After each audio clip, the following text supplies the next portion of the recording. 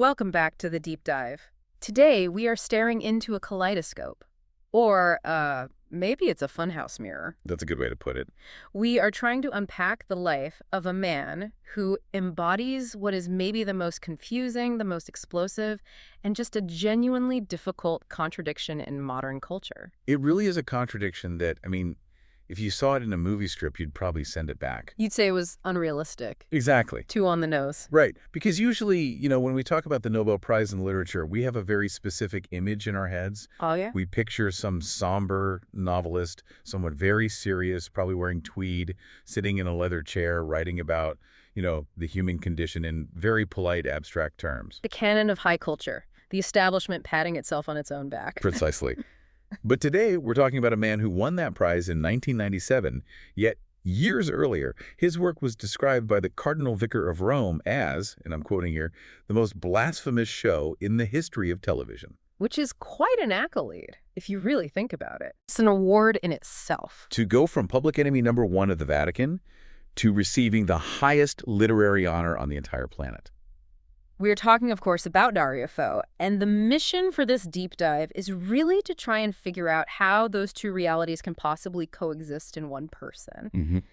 How do you get from slapstick we're talking people falling into machines, circus performers, literal clowns, to this biting political satire that actually got him banned from the United States, that put him on police watch lists. It's a journey that forces us to look not just at the history of 20th century Italy, which is chaotic enough. Oh, absolutely. But also at the history of theater itself.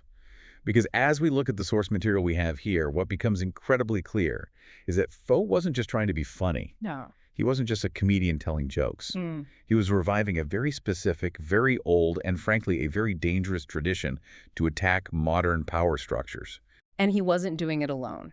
We absolutely have to talk about his partner, Franca Rame. And I want to be clear about this right up front. She wasn't just the wife or the muse. Absolutely not. That would be a huge misreading of the story. Without Franca Rame, there is no Dario Fo as we know him. Period. Their lives were just so intertwined that you can't talk about one without the other. It's a story of art, sure, but it's also a story of kidnappings, of censorship, lawsuits. The literal bombs going off. Yeah. It is a turbulent, turbulent life. And to understand it, I think we have to start at the very, very beginning.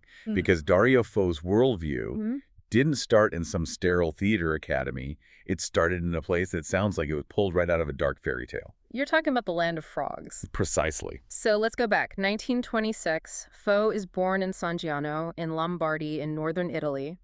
And just looking at his background, his family, it feels very eclectic. It doesn't scream future Nobel laureate. To say the least, his father, Felice, was a socialist. He was a station master for the state railway, which meant the family was constantly on the move, transferring from station to station all along the Swiss border. It was a very nomadic existence. So he's growing up on the move. And his mother, Pina Rhoda Fo, she came from a peasant background, and she actually wrote a book called The Land of Frogs about the area they were from. And the sources mention that his artistic education wasn't formal at all. He didn't go to some fancy prep school for acting or writing. No, not at all. He learned storytelling from his maternal grandfather and from the locals. The people around him. Yes, specifically Lombard fishers and these itinerant glassblowers. This is so crucial. He wasn't learning the proper King's Italian from a textbook. He was absorbing the oral tradition of the working class. Right. These were people who told stories not to get a grade, but to entertain each other after a brutal day of physical labor. Their stories had to be gripping. They had to land. And there's one detail about his childhood home, specifically when they lived in Porto Baltravalia, that I find absolutely telling. It just feels like it explains everything about his future work. I think I know where you're going with this, the glass-blowing colony. The glass-blowing colony. Wow. So the sources claim that this specific colony had the highest percentage of insane people in all of Italy. Now, I have to ask, is that a metaphor? Or is that like an actual statistic? Because it sounds like an urban legend. It sounds totally hyperbolic, doesn't it? But the sources suggest it was quite literal. At the time, the process of glass blowing involved using arsenic and other heavy metals. Oh, wow. And the ventilation was, basically non-existent.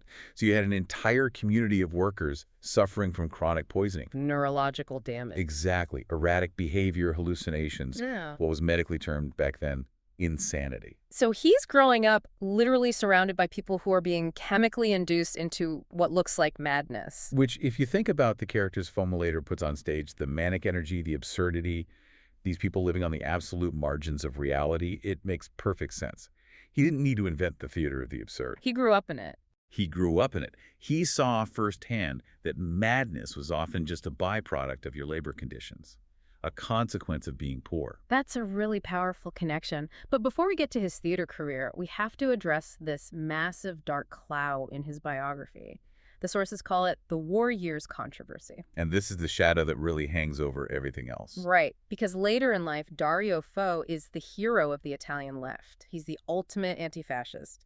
He is the guy sticking it to the man. He is the jester of the people. But if you actually look at the records from the 1940s, during World War II, the story gets incredibly murky. It's highly, highly contested. And we need to treat this like a forensic investigation because this single issue defined his relationship with his critics for the rest of his life. Okay, so let's look at Fo's version first. What did he say he did during the war? Fo's narrative, the story he told for decades, was that during the war, he and his father were active in the resistance. Okay. He claimed they helped smuggle Jewish scientists and escaped Allied soldiers into Switzerland using the railway. Which tracks, logically. His dad was a station master right on the border. If you're going to smuggle people, that's the place to do it. It makes perfect sense. And regarding his own military service, Fo claimed that when he was drafted into Mussolini's army, specifically the Repubblica Sociale Italiana, or RSI, which was the fascist puppet state set up by the Nazis in northern Italy after 1943. Yes, the hardcore fascist remnant. Fo said he deserted almost immediately.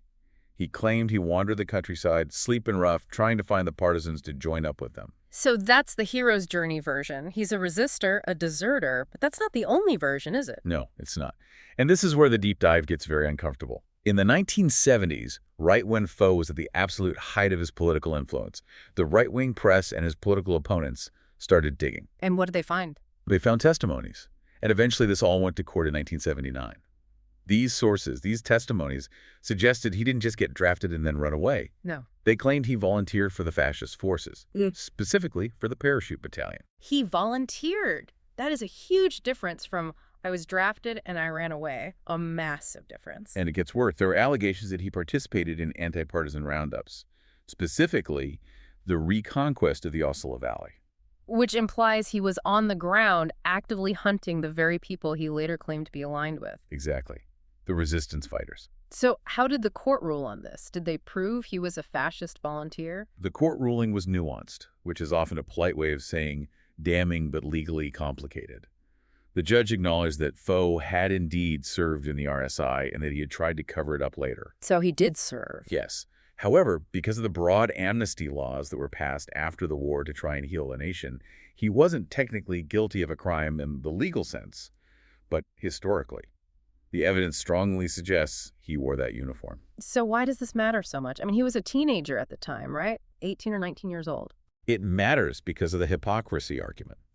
His entire career, his entire moral authority was built on calling out others for their pasts, for their corruption, for their compromises. Right. So for his enemies, having the jester of the people wearing a fascist badge, even if he later argued he did it to avoid being shot or to act as a mole or just out of youthful confusion, it gave them ammunition for 50 years. Did he ever actually admit it? Or did he stick to the I was a partisan story his whole life? He eventually pivoted his defense. It became, I was a confused boy in a chaotic time. He argued he joined the anti-aircraft division thinking he'd be discharged because they had no ammunition, or that he was trying to protect his family by not going AWOL immediately. It's the gray zone of civil war. Yes. And it's a reminder that history isn't as black and white as the plays might sometimes suggest. And maybe it explains the sheer intensity of his later anti-fascism. It's possible. Sometimes the most fervent believers are those who have seen the other side up close, or maybe those who are trying to outrun their own shadows. So, the war ends. The confused boy survives. He heads to Milan. And initially, he's not trying to be an actor. He's studying architecture at the Brera Academy and the Polytechnic. But he was miserable doing it. He saw the post-war reconstruction of Milan as just cheap, impersonal, capitalist architecture, no soul. He actually had a nervous breakdown over it. And I love the doctor's advice here. It's so simple, yet you never hear a doctor say this anymore. The doctor told him, essentially, stop studying, stop doing what's making you sick, do what brings you joy, go be an artist. A prescription that literally changed the course of 20th century theater history. He started painting first, but soon he found the piccoli teatra, the small theaters movement. And this is where he starts doing these improvised monologues. And it's here that we have to introduce a concept that is absolutely fundamental to understanding Dario Fo. If you take one thing away from this whole deep dive, it should be this term. Okay, lay it on us. Gramelot. Gramelot. It sounds like a delicious French dessert. It is actually a theatrical device. It dates all the way back to the Middle Ages, to the Commedia dell'arte. What is it? Gramelot is essentially a gibberish language. It's a way of speaking that mimics the rhythm, the cadence, and the emotional tone of a real language like French or English or a rigid political dialect. But it uses no actual intelligible words. So it's just nonsense. It's structured nonsense. Fo would use onomatopoeia, grunts, whistles, sounds, and these wild physical gestures to convey the meaning. Okay, but why do that? Why not just write a script with real words? Two very important reasons. First, it's hilarious. Seeing someone speak American technocrat by just making these harsh barking noises and puffing out their chest, it instantly highlights how ridiculous that authority figure is. Okay, I can see that. But secondly, and much more importantly, evading censorship. Of course. You can't censor a word that doesn't exist. Exactly. If the police demanded to see his script, Fo could hand them a piece of paper that just said, grunt, whistle, wave arms. And the censor would say, well, there's no treason here. But then on stage, through his intonation and his gestures, Fo could make it crystal clear to the audience that the grunt was the prime minister and the whistle was a bribe being passed under the table. that is genius. It's plausible deniability as an art form. It allowed him to say the unsayable right in front of the authorities. And he starts honing this skill in the 1950s. Which leads us to his first big break. He gets a radio show on the national broadcaster, RAI. It's called Poor Nano.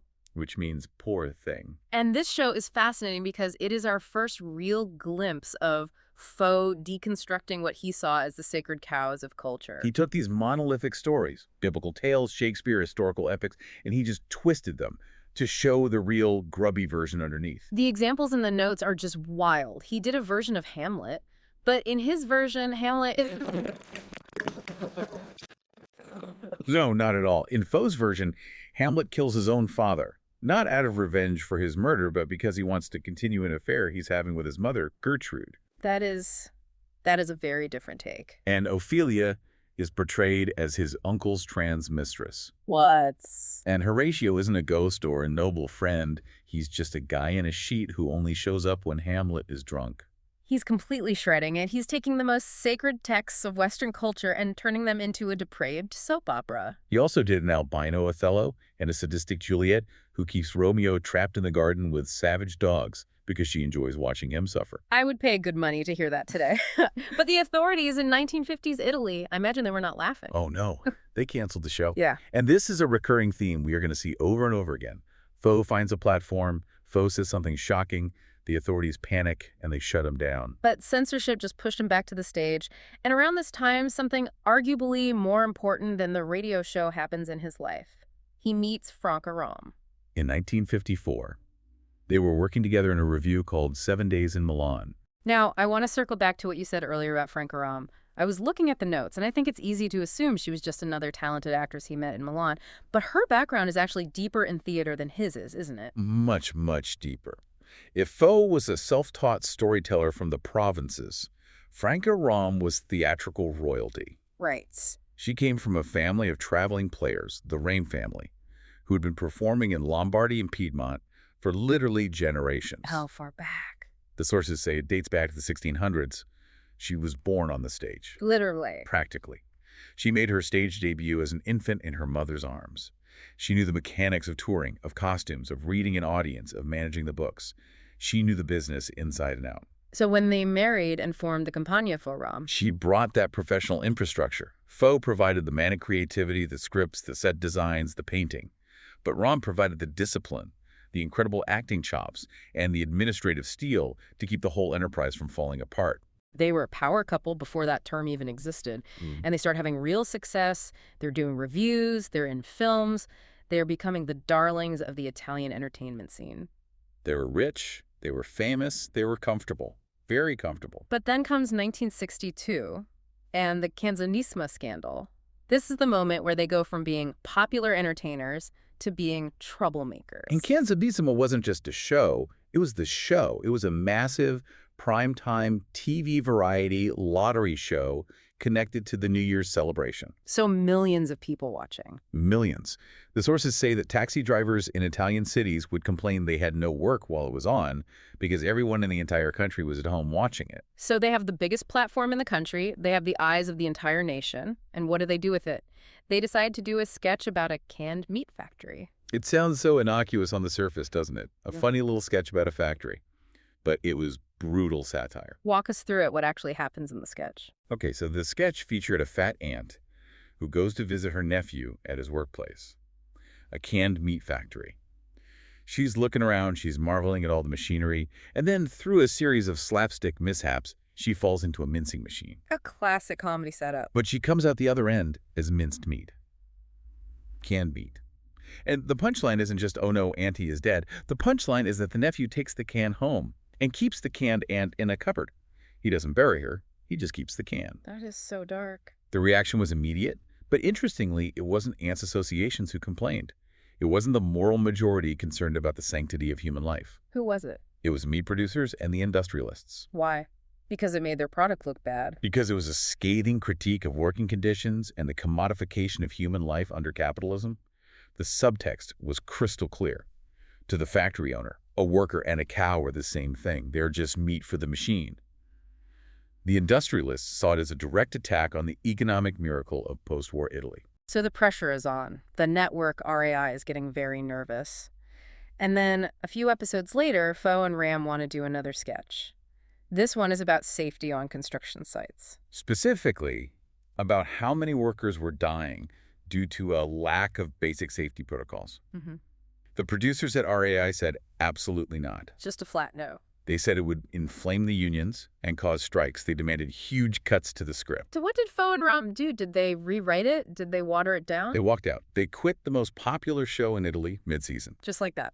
RAI sued them for breach of contract, destroyed the recordings of their episodes, and effectively banned them from Italian television for 14 years. 14 years? Can you imagine being the biggest star on TV, like a top late-night host or a beloved sitcom actor today, and then just vanishing from the airwaves because you refused to cut a joke about construction safety? It was, on paper, career suicide. But this exile from television is what forced them to radicalize. If they couldn't be on the bourgeois screen, then they would go directly to the people. And that brings us right to 1968. The world is exploding. You have the May 68 protests in France, the student movements everywhere, the civil rights movement in the U.S., and Fo and Rami decide, we're done with the official theater. They completely abandoned the lucrative, comfortable theater circuit. No more velvet seats, no more high ticket prices. They set up a new organization, the Associazione Nuova Scena. And where do they perform? In community centers, in workers' clubs, bowling alleys, factories that were occupied by strikers, places affiliated with the Communist Party. This is where that mission we talked about in the intro really kicks in. They weren't just performing plays anymore. They were reviving this medieval concept, the Jular. The Jular. Yeah. The medieval strolling player. The Jester. Fo became absolutely obsessed with this figure. So explain the Jester to us, because I think most of us have a very Disney version of that in our heads. You know, the guy in the funny hat with the bells, juggling balls for the king. Forget the Disney version entirely. In the Middle Ages, the Jester wasn't just a clown. He was a deeply subversive element. He was often the only person in the entire kingdom who was allowed to speak truth to power. Because it was couched in a joke. Exactly. He could mock the bishop, he could mock the king, provided he was funny enough to get away with it and not get his head chopped off. It's high-stakes stand-up comedy. That's a perfect way to describe it. Fo saw the Jester as the authentic voice of the people against the feudal lords. And he realized that 1968 wasn't all that different from 1268. You still had lords, the industrialists, the politicians. You still had the church telling people to suffer now for a reward in heaven. So he decided to bring the Jester back. And the play that embodies this best, his absolute masterpiece, is Mistero Buffo. Mr. Buffo, or a comical mystery play. Yeah. It premiered in 1969, It's a solo piece, essentially just Fo on stage in a black sweater and black pants. No set, no props, just him, his body, and the audience. And this is the work that the Vatican called the most blasphemous show in history? That's the one. We have to dig into this. What was so blasphemous about it? Give us an example of a sketch from the play. Okay, let's take his version of the resurrection of Lazarus. Mm-hmm. In the Bible, this is a very solemn, powerful miracle. Jesus raises a man from the dead. Right. In Fo's version, he doesn't play Jesus or Lazarus. He plays the crowd. He becomes the ticket seller who is charging people admission to see the miracle. He's monetizing it. He's monetizing it. Right. He plays the guy selling snacks. He plays the skeptics in the crowd who are betting on whether it will work. So he's treating a holy miracle like a carnival sideshow. Precisely. The crowd is shouting things like, "Come on, Jesus, do the trick, make him jump." And when Lazarus finally does rise from the dead, it's not this holy, transcendent moment. It's chaotic and messy. Fo portrays the keeper of the cemetery, who is annoyed because he's losing a tenant and has to give the money back. That's incredible. The satire isn't really attacking Jesus. Fo actually had a lot of respect for the historical Jesus as a revolutionary figure. It was attacking the way the church and society package religion as a spectacle to distract the poor from their suffering. It's that idea of scourging authority, which the Nobel Committee later cited. But even though they were performing for workers and communists at this point, Fo wasn't exactly a toe-the-line party member, was he? Far from it. Fo was fiercely independent. He openly criticized the official Italian Communist Party, the PCI, for being too bureaucratic, too moderate. Too stuffy. Too stuffy, exactly. He thought they were becoming just another part of the establishment they were supposed to be fighting. This led to a lot of friction. Eventually, he and Rame broke away to form yet another group, La Commune. And they set up shop in an abandoned building in Milan, the Palazzino Liberty. Which they physically occupied. It was an abandoned market building full of rats and trash. They cleaned it up with volunteers, built a stage, a library, a conference center. It became this incredible hub for the extra-parliamentary left, a place where you could go see a play, debate politics, and organize a strike all in the same night. And this brings us into the 1970s. And we need to set the scene for you, because this period in Italy has a specific name: the Years of Lead. Anni di Piombo. And this wasn't just a time of spirited political debate. This was, as I said before, a low-leveled civil war. Why lead? Because of the bullets. It was a period of intense domestic terrorism from both the far right and the far left. You had neo-fascist groups planting bombs in public squares to create chaos. You had radical leftist groups like the Red Brigades kidnapping and assassinating politicians. And in the middle of it all, you had what was known as the strategy of tension. Explain that term, strategy of tension. The theory, which has been largely borne out by historical inquiry since, was that elements within the Italian state, the secret services, were colluding with right-wing terrorists. To what end? To allow or even facilitate these bombings. The goal was to make the public so terrified of chaos that they would demand a strong authoritarian government to restore order.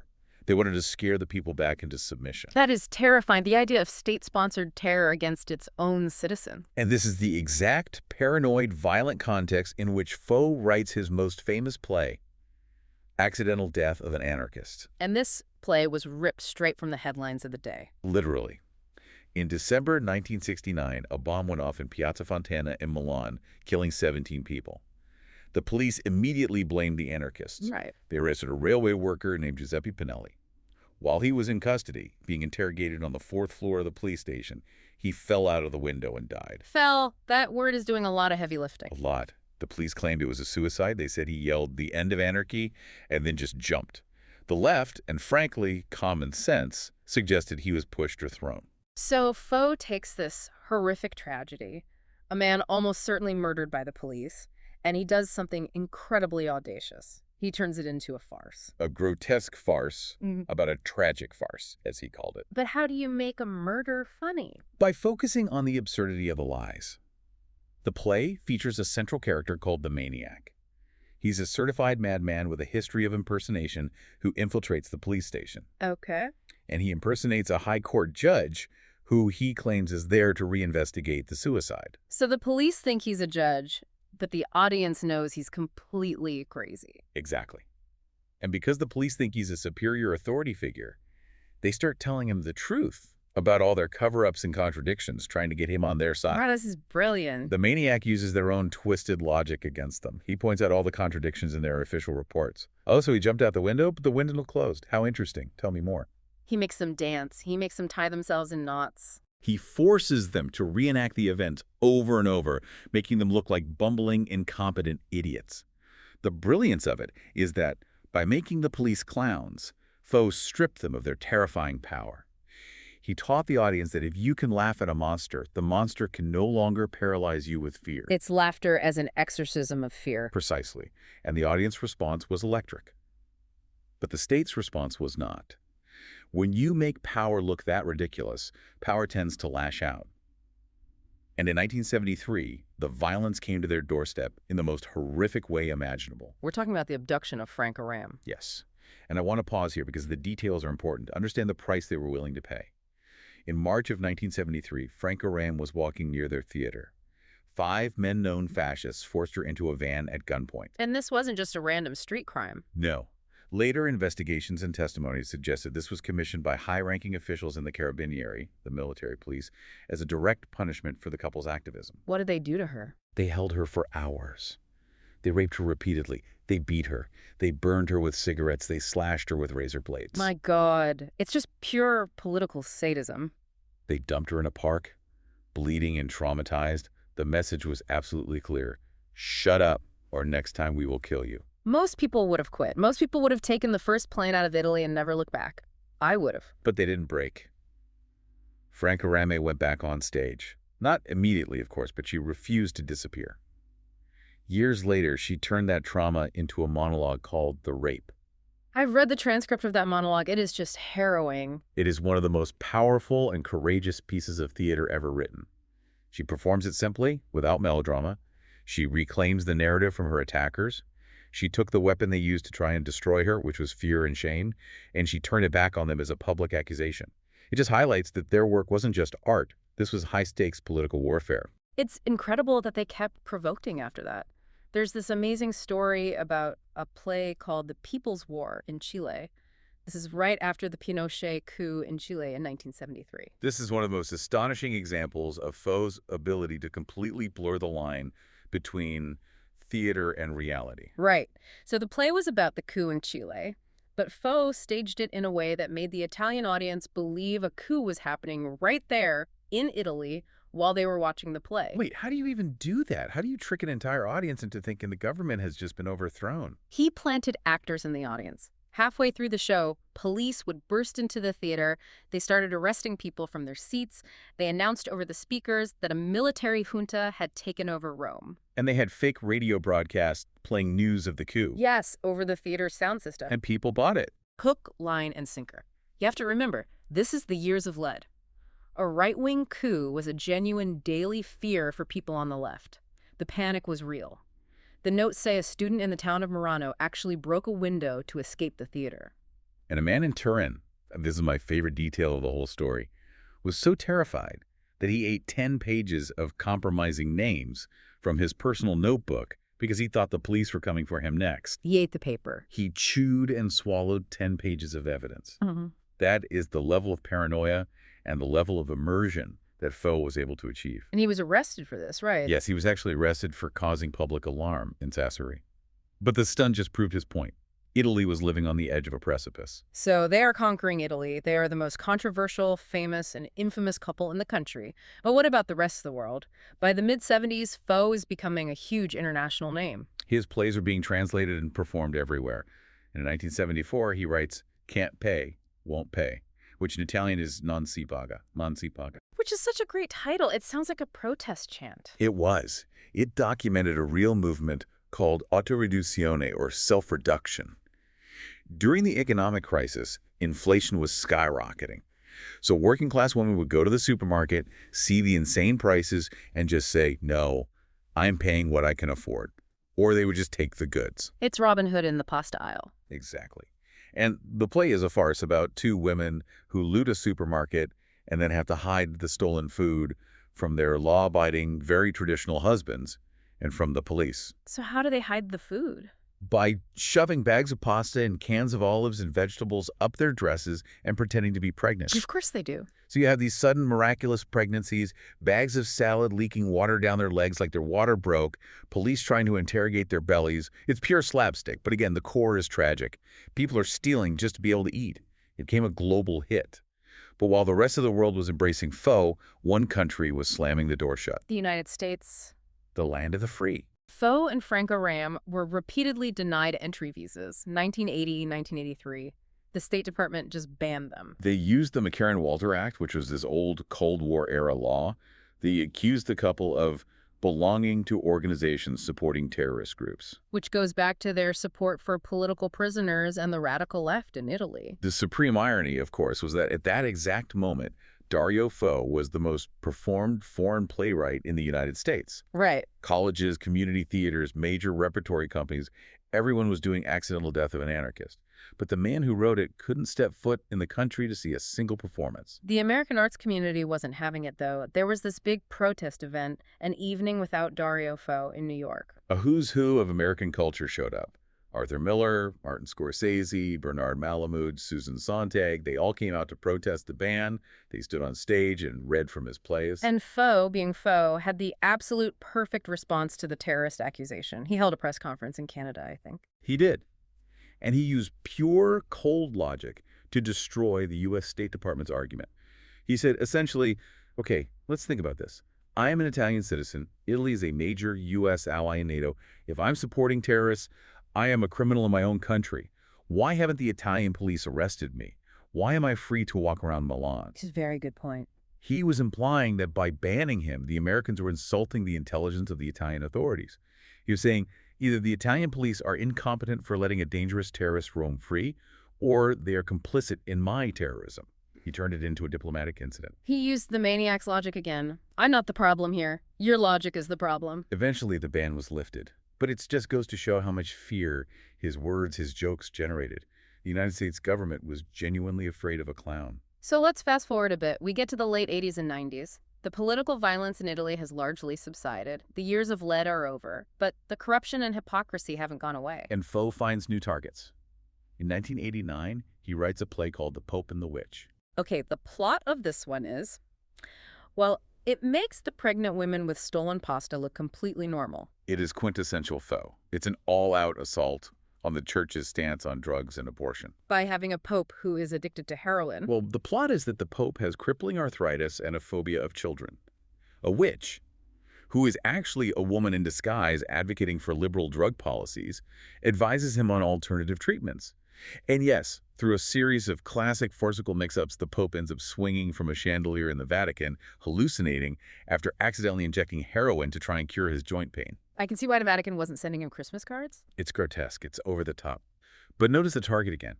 He's attacking the hypocrisy of a wealthy, powerful institution that preaches a very strict morality, while, in his view, ignoring the suffering happening on the streets, the drug epidemic, the AIDS crisis. He's literally bringing the Pope down to the level of a common junkie. And then in 1997, the impossible happens. The phone rings in Milan. It's Stockholm. The Nobel Prize in Literature. It was a shock to everyone, including, and maybe especially to Dario Fo himself. He thought it was a joke. He was driving on the highway when he heard the news. Someone held up a sign to his car, I believe. His first reaction was to say, "This Nobel business is a real comedy." He couldn't believe the Swedish Academy would pick a jester. And the literary establishment was horrified, right? The serious tweed-wearing novelists. Oh, the critics were clutching their pearls. They said he wasn't a writer. He was a performer. They said his texts were just scripts. They weren't literature with a capital L. But the citation, the official citation from the Nobel Committee is just beautiful. It feels like it validates his entire life's work. It is perfect. They praised him for, quote, emulating the jesters of the Middle Ages in scourging authority and upholding the dignity of the downtrodden. They got it. They understood exactly what he had been doing for 50 years. They recognized that literature isn't just words on a page. It's the living act of speaking truth to power. It was this incredible international validation. But did it mellow him out? Did he become a respectable old laureate? Did he start wearing tuxedos and going to stuffy galas? Not in the slightest. In the 2000s, he found his perfect, ultimate nemesis. Yeah. A man who was arguably even more theatrical than Fo, but in a much more dangerous way. Silvio Berlusconi. The billionaire media tycoon turned prime minister, the man who owned the very TV stations that Fo had been banned from for decades. And Fo wrote a play about him, The Two-Headed Anomaly, in 2003. The plot is... Just listen to this plot. Okay. Vladimir Putin's brain is transplanted into Silvio Berlusconi's head after an accident. You can't make this stuff up. The play depicted Berlusconi strapped to a chair receiving electric shock treatment, trying to control the aggressive Putin brain that's now inside his own head. It was a direct, savage attack on Berlusconi's media control, his business conflicts of interest, and his authoritarian tendencies. And of course it led to lawsuits. Of course. Senator Marcello Dell'Utri, a close associate of Berlusconi, sued him for defamation. And Fo just said, "I've been doing satire for 40 years. It is paradox. It is grotesque. You cannot sue a joke." He just refused to back down. In 2006, he even ran for mayor of Milan. His campaign slogan was, "I am not a moderate." Which is truth in advertising, if nothing else. He didn't win, but he came in second in the primary election. Yeah. He vowed to chase out the money-grabbing bastards from City Hall. And right up until his death in 2016, he was still active. He became a key ideologue and supporter for the Five Star Movement, the big anti-establishment party in Italy. He never, ever stopped engaging with the messy reality of politics. He died at the age of 90. An absolutely packed life that spanned from listening to stories from those mad glassblowers in Lombardy to standing on the stage at the Nobel ceremony in Stockholm. So when we look back at this huge stack of sources, the plays, the court cases, the bans, the awards, the violence, what is the big takeaway? What does the life of Dario Fo teach us today? I think the core lesson is about the function of laughter. For most of us, most of the time, laughter is a break. It's a distraction. We watch a sitcom to forget about our bad day at work. It's escapism. Right. But for Fo, laughter was never escapism. It was a weapon. It was a tool to dismantle fear. How so? When you laugh at the tyrant becomes small and ridiculous. When you turn the police interrogation into a slapstick farce, the terrifying power of the state evaporates. You see the corruption and the lies underneath, and you see them for what they are. Absurd. He believed that knowledge is only valuable when it's applied. And he applied his art directly to fight for the dignity of those who had no voice, no power. He really was the Gilles of the 20th century. And he paid the price for it. The censorship, the arrests, the horrific violence against his family. But he never stopped speaking. You know, there's a quote from him that really stuck with me while reading through the sources. It's about drugs, but I think it applies to everything, to economics, to media, to power in general. He said, "Rich people consume and use drugs, while poor people are used and consumed by drugs." It's a brilliant inversion. It completely flips the narrative of blame. It makes you wonder, in our era with social media, misinformation, all these new power structures that are so diffuse and hard to even see, who are the jesters today? That is the question, isn't it? We have plenty of comedians, we have plenty of content creators making jokes, but who is willing to be banned? Who is willing to be sued? Who is willing to risk their physical safety to tell a joke that exposes a dangerous truth? And maybe the harder question is, are we listening to them? Or are we the ones calling the police? Something to think about. That's it for this deep dive into the wild, contradictory life of Dario Fo. Thanks for listening.